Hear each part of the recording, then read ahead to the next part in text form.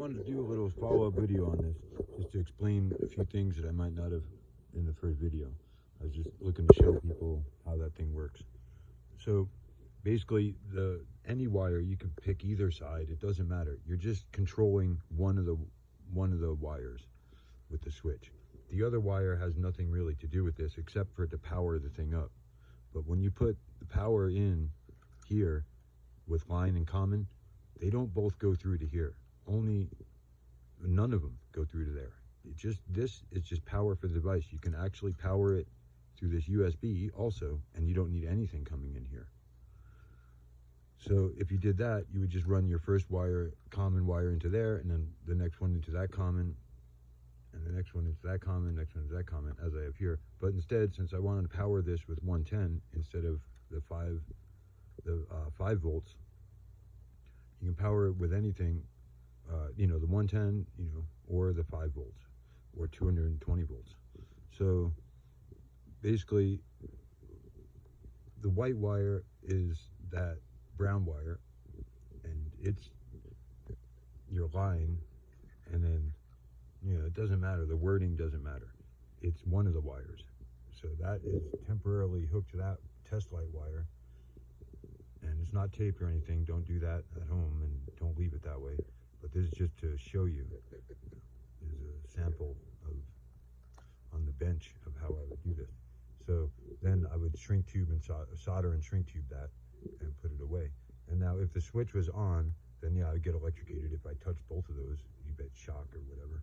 But basically, this one here is my number 2 switch, because I'm going to use this for 2 things now, and then I'll add a 3rd one and a 4th one later, and then I can actually, operate all of those. So also these zip ties are just to hold that wire in place. It's not the best, but there's other ways you can do that. Come up with your own way. And the zip ties don't get in the way of the buttons, so that's pretty nice. So the buttons work, or the app works. So however you choose to do it, you can do voice command, and there's remote controls for these, 4-button remote controls you can buy. There's all different ways to do it. So that's it. It's pretty simple, and I only have one of them hooked on for demonstration purposes. You can hook on another light, or smaller devices, whatever. But you wouldn't want to hook up 4 crock pots to it. That would be too much. So like I said before, it's 16 or 15 amps total. It says 16 amps. Usually 15, but it's 16 amps total, or 10 amps per gang, gang meaning an outlet or whatever, a unique, what would you say, a unique portal to the power, I guess, So anyways, that's what it is. It's a circuit. A gang is a circuit.